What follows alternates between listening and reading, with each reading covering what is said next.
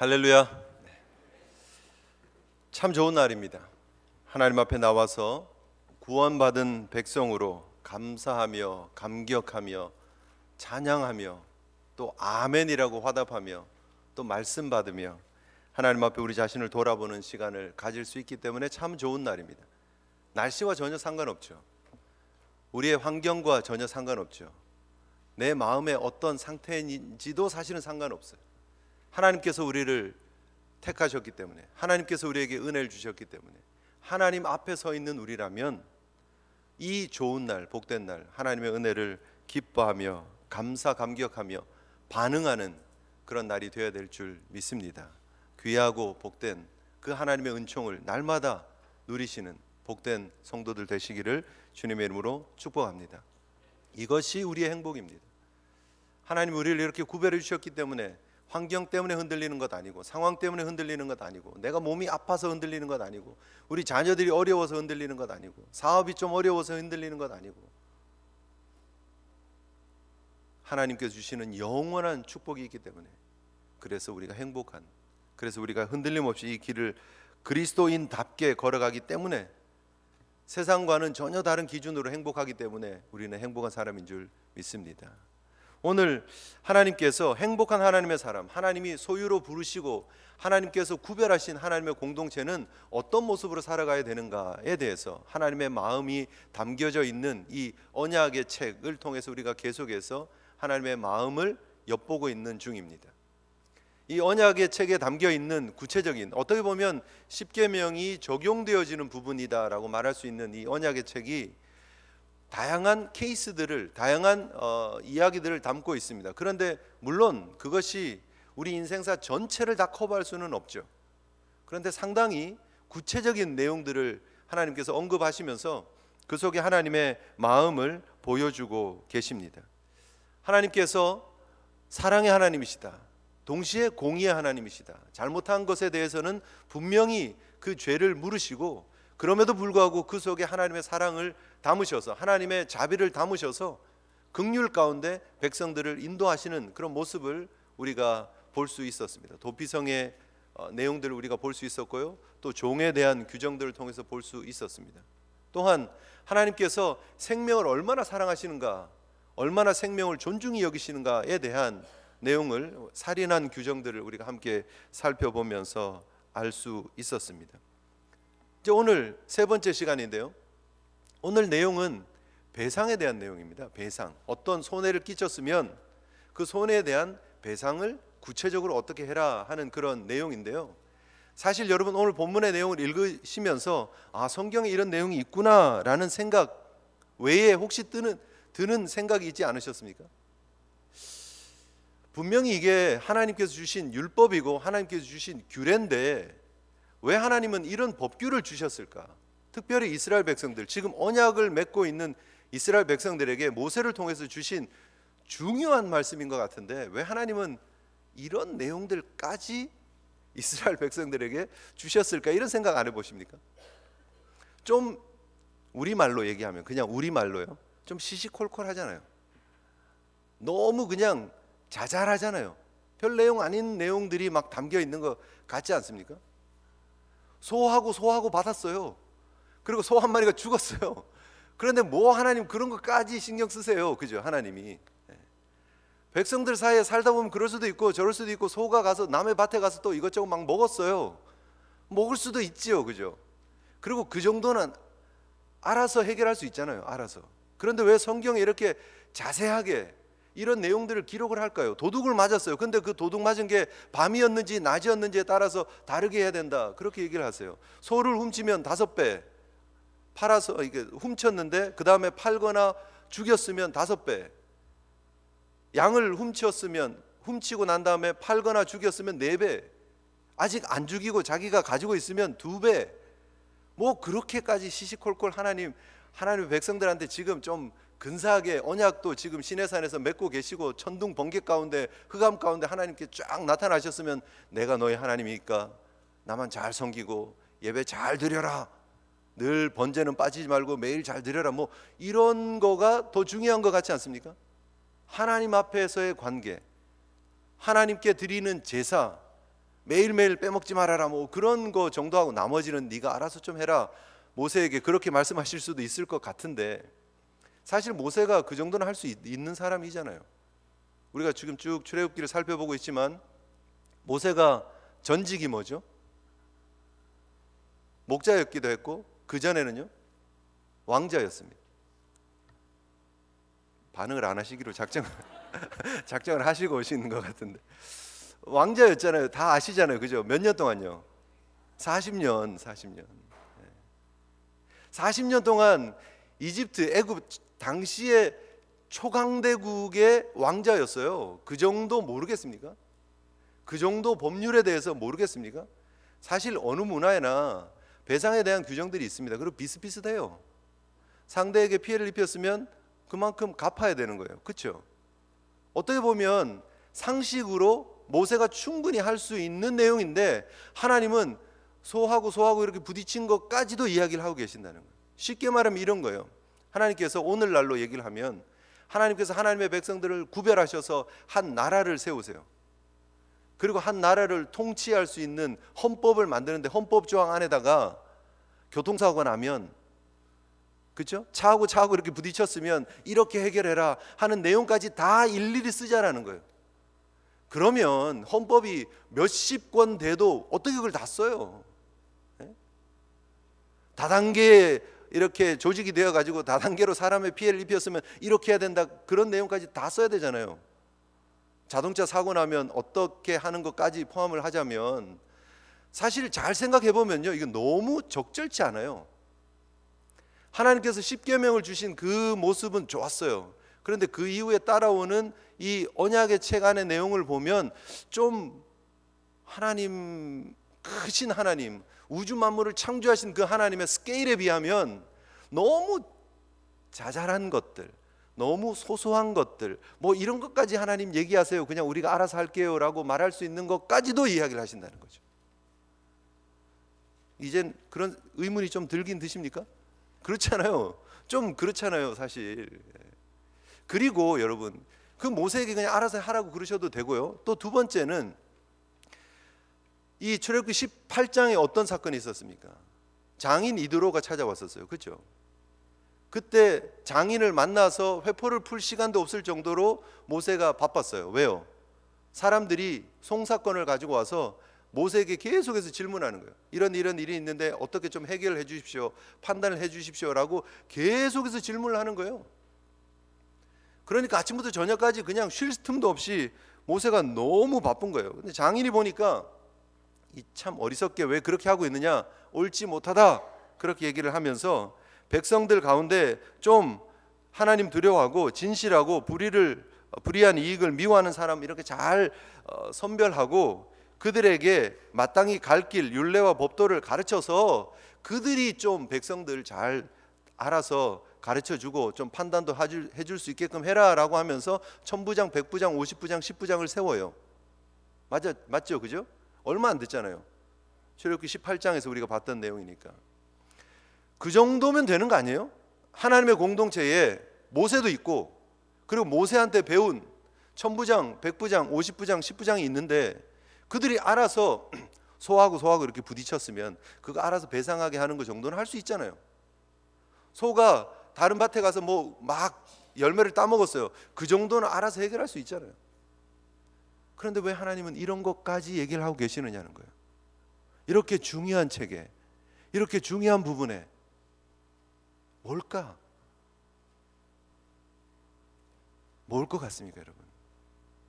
하나님은 사실 소 한 마리가 보상되어지는 것, 양 한 마리가 보상되어지는 것, 음식들, 뭐 열매들 이게 보상되어지는 거에 관심이 있다라기보다는 그 일로 인해서 공동체가 상처받는 것을 하나님 원치 않는다는 거예요.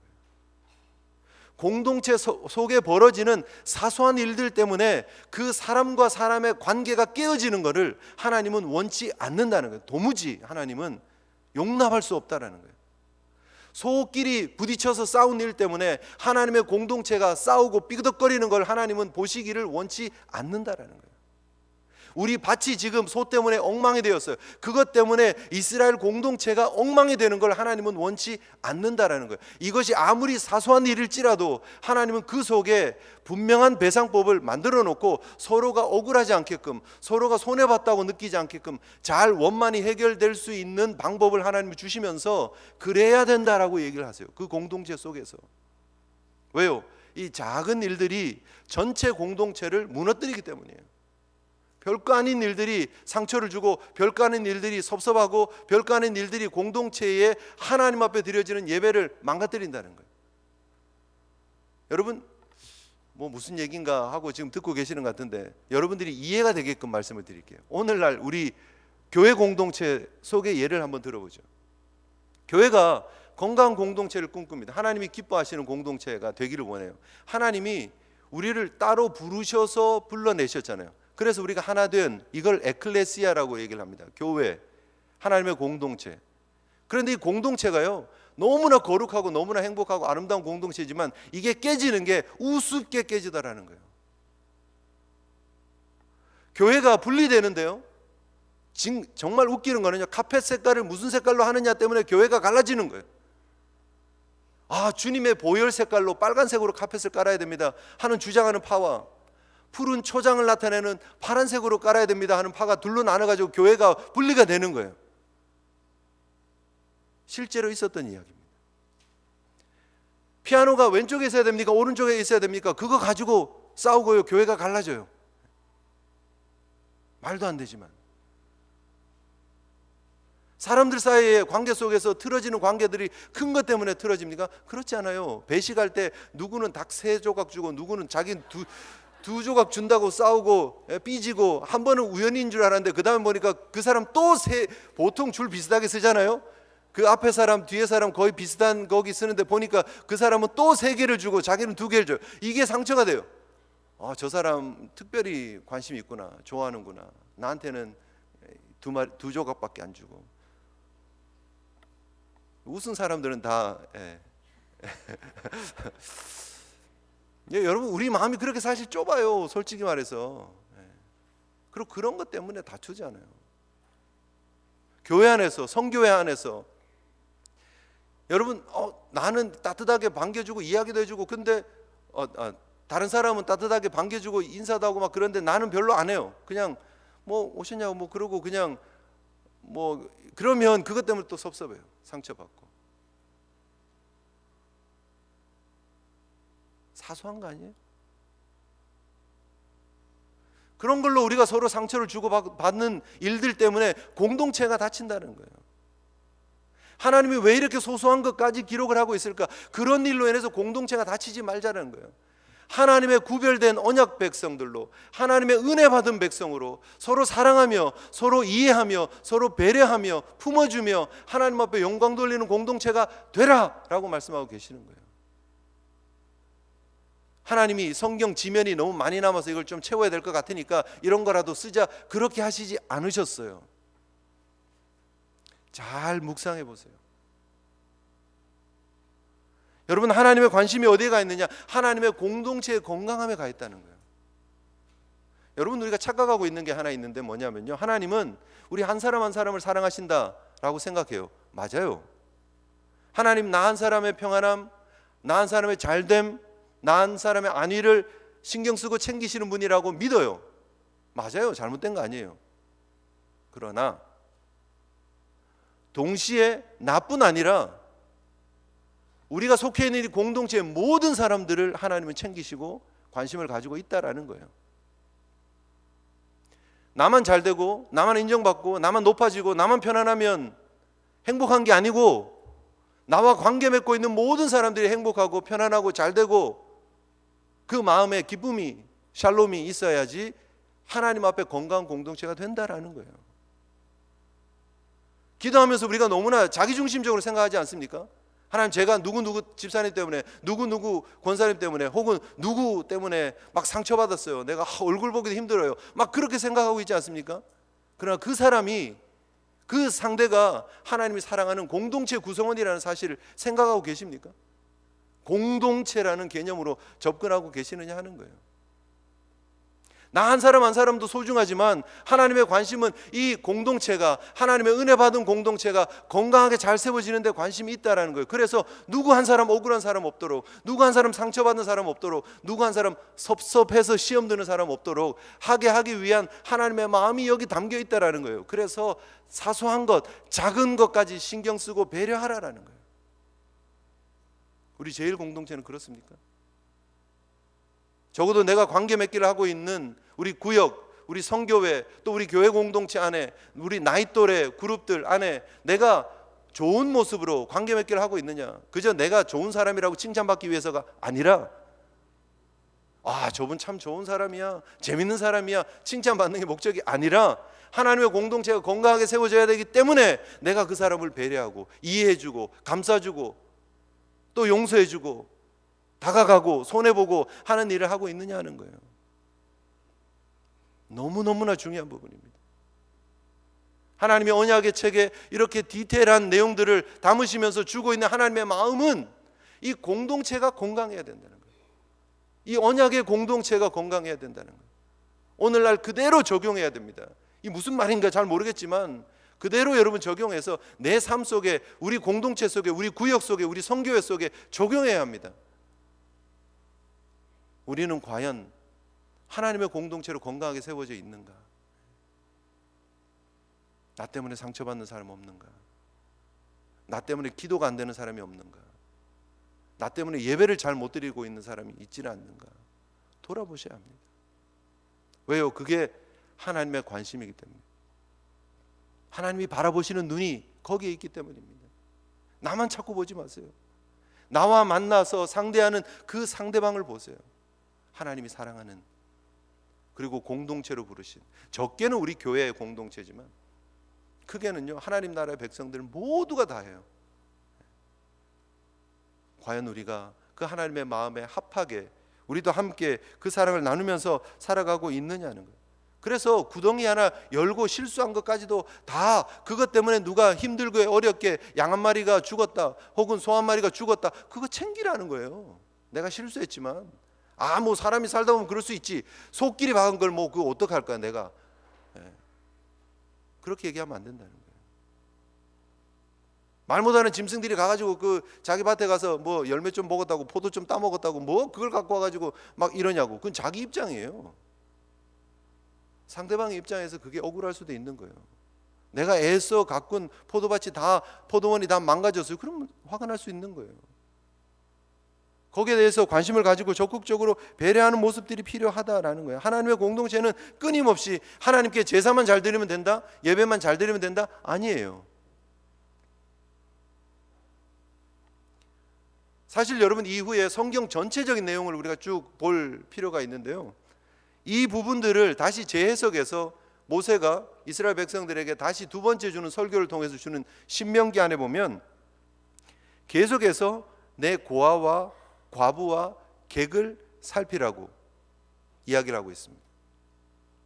공동체 안에 객이라도 나그네라도 고아나 과부라도 그 어떤 한 사람이라도 공동체 안에서 상처받고 소외되는 사람이 없어야 된다. 그게 건강한 공동체다라고 이야기를 하고 있다는 거예요. 여러분 많이 들으셨잖아요. 고아와 과부의 하나님, 나그네의 하나님, 이런 얘기 많이 듣지 않으셨습니까? 성경에 보면 온통 그런 내용이에요. 신명기 24장 19절, 20절, 21절, 26장 12절, 26장 13절, 이사야 9장 17절, 예레미야 7장 6절, 예레미야 22장 3절, 에스겔 22장 7절, 그리고 신약에까지 야고보 1장 7절에 27절에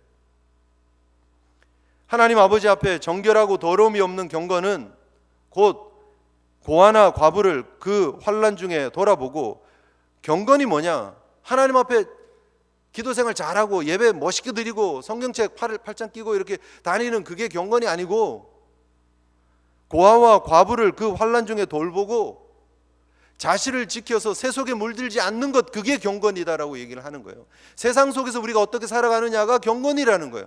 공동체 속에서 소외받는 사람들을 배려하고 돌아보는 것, 그게 경건이라는 거예요. 하나님의 관심은 신명기부터 야고보까지 똑같아요. 구약에서부터 신약까지 똑같아요.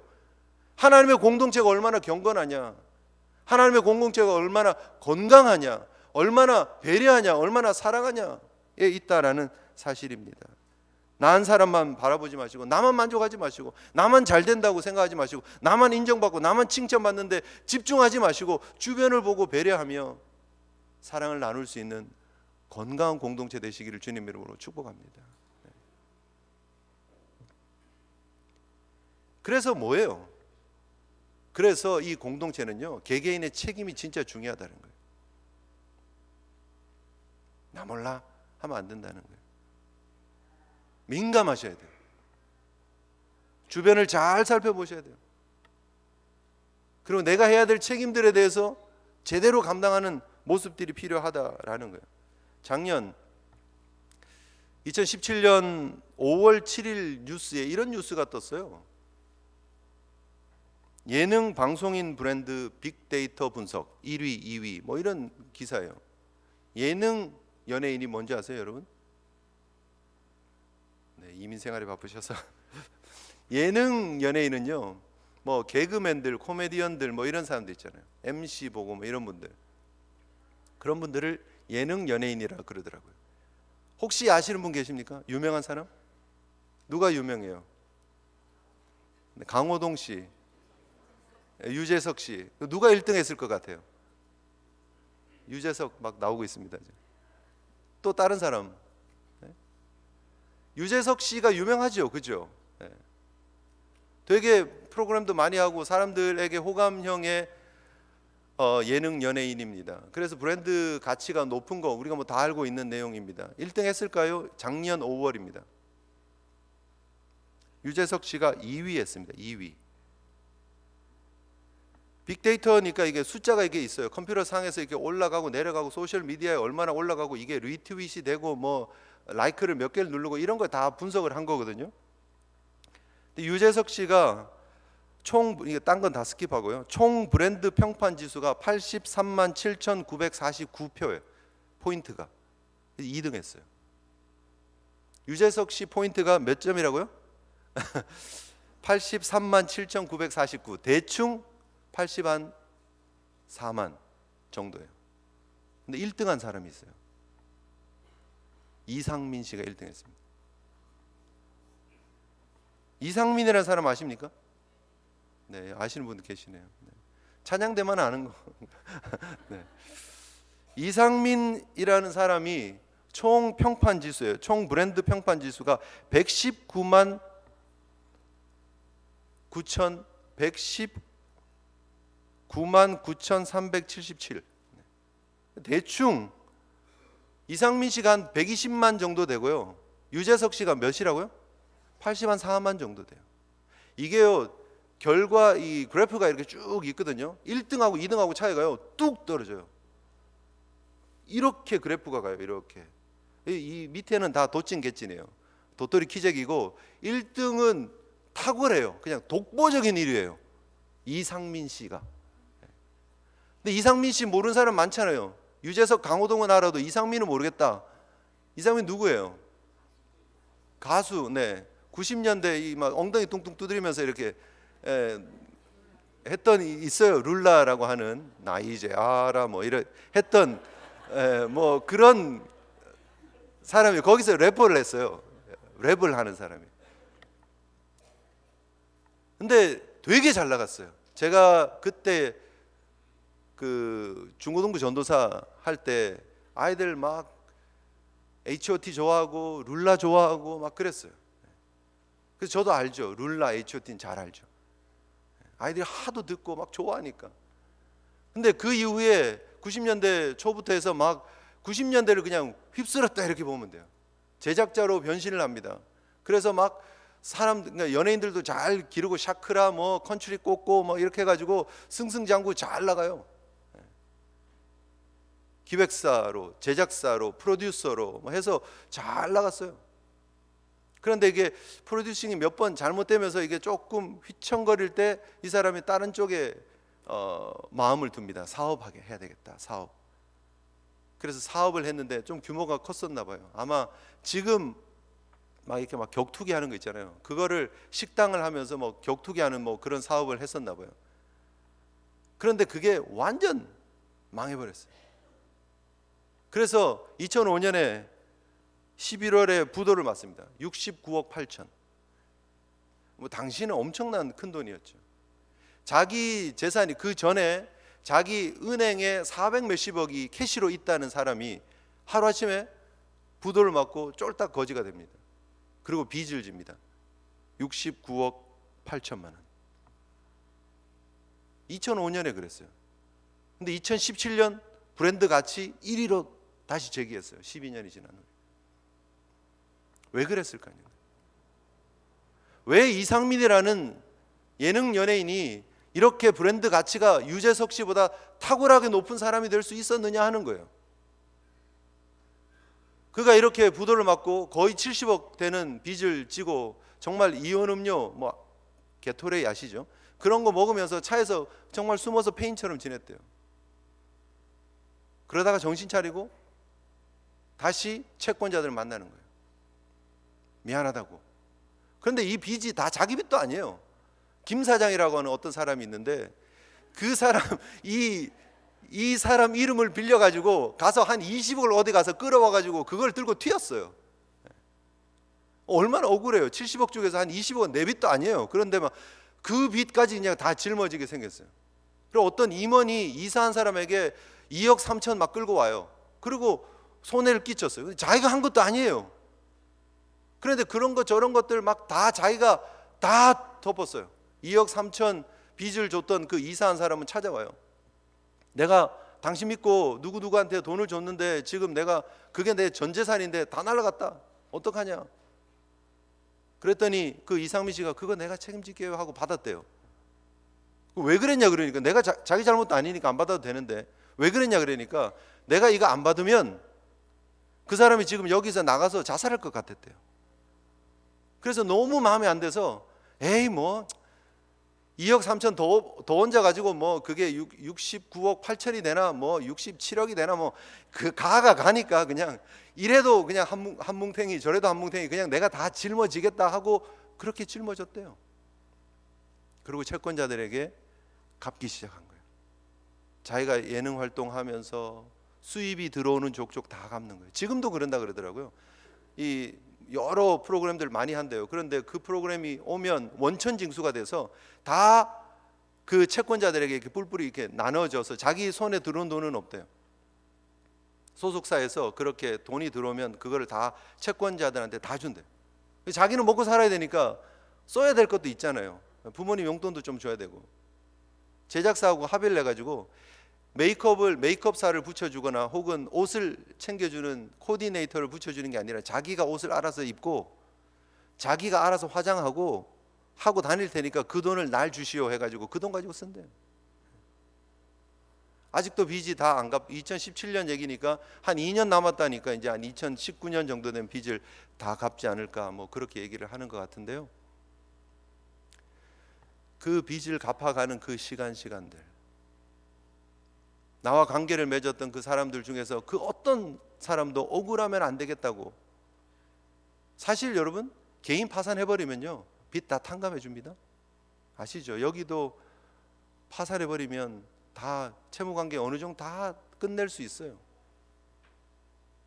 그런데 이분은 자기를 믿고 투자한 사람들에게 손해를 끼치면 안 된다고, 시간은 오래 걸리겠지만 내가 다 갚겠습니다 하고 지금도 갚아가고 있다는 거예요. 괜찮지 않습니까? 예수 안 믿는 사람인데. 감동과 도전이 되지 않습니까? 책임 있게 살아가니까. 세상의 사람들도 여러분 자기에게 맡겨진 책임 앞에 최선을 다하면은요 감동을 줘요. 근데 과연 우리 하나님의 공동체는 이런 책임 있는 모습들이 있느냐는 거예요. 내가 관계를 맺고 있는 사람들에게 내가 책임 있는 모습으로 대하고 있느냐는 거예요. 내가 누구에게 손해를 끼쳤으면 그 손해에 대해서 통감하면서 가서 용서를 구하면서 거기에 대한 보상을 하려고 하는 노력을 하고 있느냐 하는 거예요. 중요한 부분 아닙니까? 왜 이게 중요합니까? 그 한 사람 한 사람의 관계가 공동체의 건강성을 만드는 관계이기 때문이에요. 나 한 사람 한 사람이 아니라 그 한 사람 한 사람의 관계가 만들어져서 어우러져서 하나님의 공동체가 되기 때문에 한 사람 한 사람 대하는 그 관계를 대충 하면 안 된다는 거예요. 내 이익을 위해서 하면 안 된다는 거예요. 남들 손에 끼치면서 남들 등에서 칼 꽂으면서 그러고도 내가 편안하고 내가 잘 됐다고 나에게 이익이 있다고 생각하면서 하나님께 감사하면 안 된다는 거예요. 원망 들을 만한 일이 있으면요, 그거 놓고 가서 화해하고 와야 돼요. 회복하고 오는 거예요. 하나님이 원하시는 공동체는 바로 그런 공동체예요. 개개인 각자가 주어진 책임을 완수하는, 주어진 관계 속에서 억울함이 없도록, 답답함이 없도록 그 관계 속에서 최선을 다하는 모습, 심지어 양 한 마리, 심지어 그 포도 한 송이까지라도 최선을 다해서 보상해 주라는 거예요. 뭐라고 얘기를 합니까? 5절에 한번 보세요. 22장 5절에 사람이 밭에서나 포도원에서 짐승을 먹이다가 자기 짐승이 가가지고 막 포도를 먹었어요. 그런데 뭐 언저리에 이렇게 좀 나쁜 걸 좀 먹었을지라도 제일 좋은 걸 갖다 주라는 거예요. 제일 좋은 걸 갖다 보상하라는 거예요. 최선을 다해서, 마음을 다해서, 그게 배상이에요. 책임을 진다라는 건 뭐냐? 그저 보상하는 게, 양 한 마리 죽었으니까 양 한 마리 갚아주는 건 그게 보상입니까? 내가 양 한 마리 훔치다가 걸렸어요. 에이, 2배 줬으니까 끝. 그게 아니에요. 보상은 그 사람 마음을 회복시켜 주는 거예요. 억울했던 그 마음을 회복시켜 주는 거예요. 그래서 그냥 대충 하는 게 아니에요. 포도 한 송이 먹었다고 포도 한 송이 갖다 주고, 자 여기 있으니까 가지고 가세요가 아니고 제일 좋은 걸 갖다 주면서 그 사람의 마음을 풀어주는 게 보상이에요. 최선을 다하라는 거예요. 여러분, 우리 크리스찬들이 잘 기억해야 합니다. 다시는 밀양 같은 영화가 나오면 안 되잖아요. 전도연 씨 같이 그냥 미쳐 나자빠지는 그런 상황이 만들어지면 안 되잖아요. 밀양 영화 속에서 자기 아들이 유괴당해서 죽었는데 그 유괴했던 사람이 감옥에서 자기가 하나님을 만났다고, 하나님으로부터 용서받았다고 그 전도연이 찾아왔을 때 그 앞에서 당당하고 떳떳한 모습을 보이니까 전도연이 정말 이해를 못하는 거 아니에요. 어떻게 해야 합니까?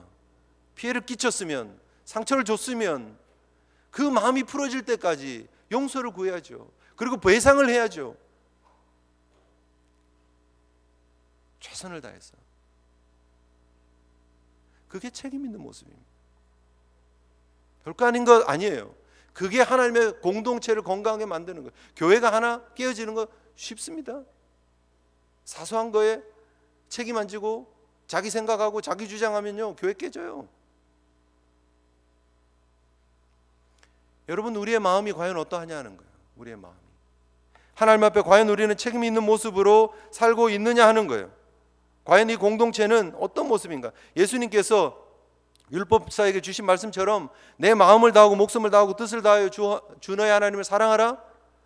둘째도 그와 같으니 내 이웃을 내 자신같이 사랑해라. 나처럼 사랑하라는 거예요. 나처럼. 예? 나에게 하는 것처럼. 배상의 중심에는요, 마음이 있어야 됩니다. 사랑이 있어야 됩니다. 배려가 있어야 됩니다. 좋은 것 갖다 주면 그 마음을 풀어줘야 됩니다.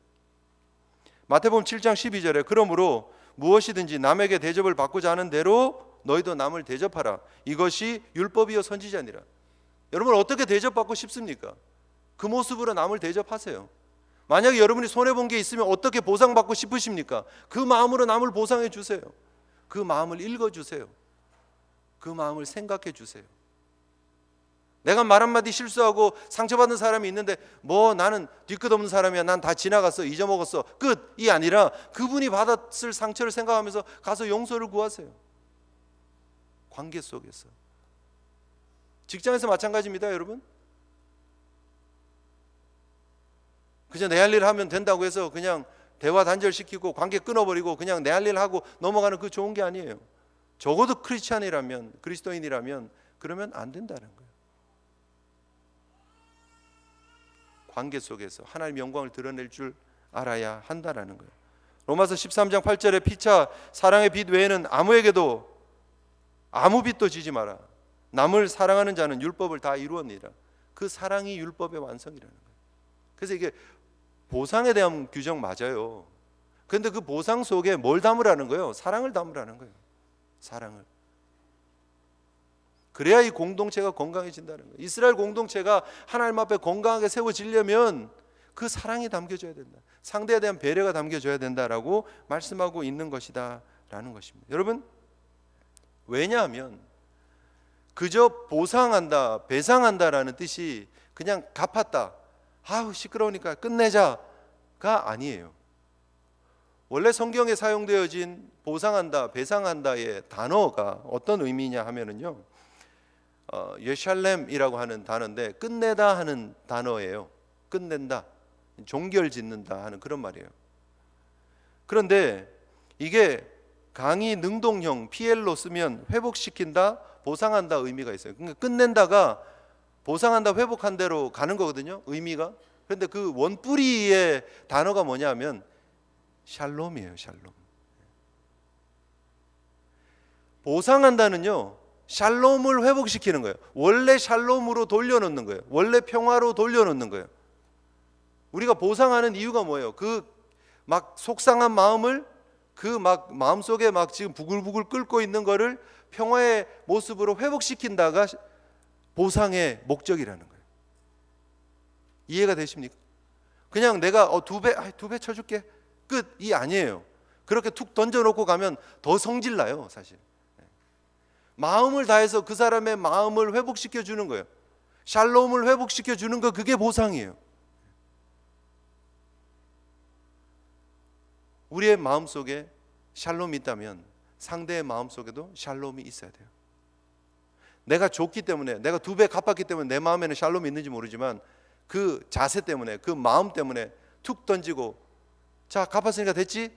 이젠 다시 잔소리하지 마.